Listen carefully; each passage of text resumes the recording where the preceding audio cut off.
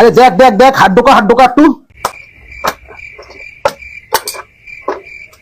ও কই কিছু তো নেই খাটের তলায়। আরে আছে আছে, তুই দেখ না, ভালো করে দেখ, হাত ঢোকা।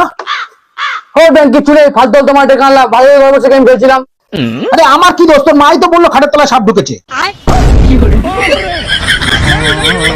তাহলে তুই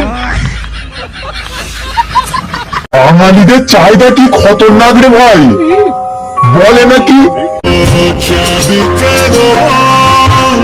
আসে না আমার